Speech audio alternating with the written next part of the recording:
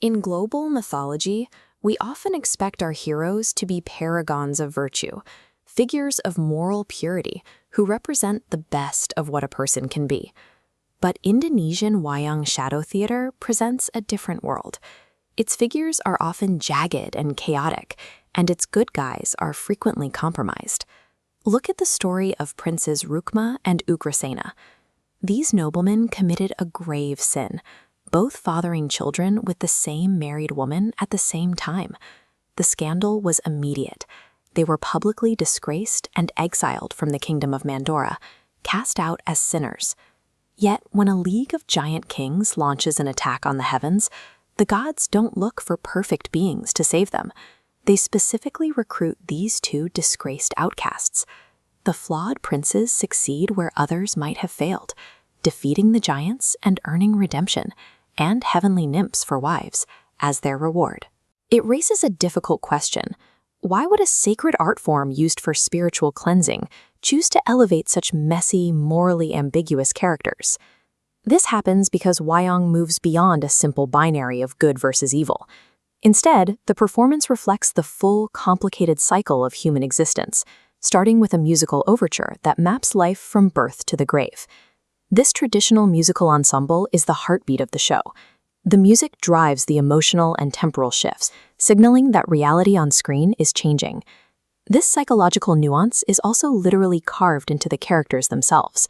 Artists use a system called wanda. They create multiple, slightly different puppets for a single character to show shifting emotional states, like the difference between a hero in love and a hero in a rage. Because of wanda, no character is fixed in a moral or emotional state. Their psychology and physical form are fluid and situational. Wayang uses this fluidity to deconstruct familiar heroic tropes.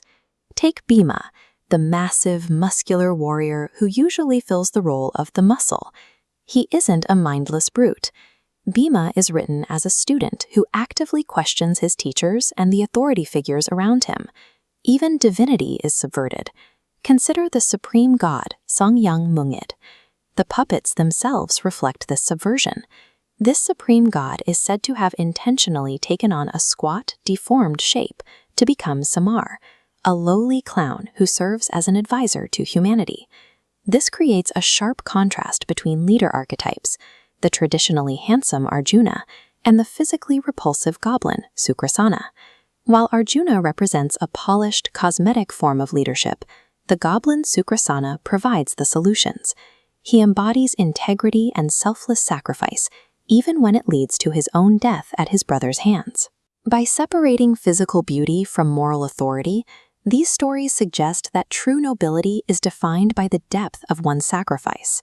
This focus on character-driven relevance is a key reason why Wayang maintained its place in the culture, rather than becoming a static museum artifact. You can see the link between these ancient crafts and modern pop culture in the work of R.A. Kosashi. In the 1950s, he adapted these vibrant designs and complex philosophies into a classic comic style. Moving to comic books allowed these stories to leave the mechanical constraints of the shadow screen behind, reaching a new generation that was looking for deep, character-driven drama. This evolution brings us back to the screen itself. The shadows were designed to be reflections of humanity's own flawed nature. Like Princes Rukma and Ugrasena, it suggests that compromised people still have a vital role to play in the balance of the world. Wayang endures because it acknowledges the truth. In a world without perfect heroes, we may find that our best chance for a better future lies with the selfless,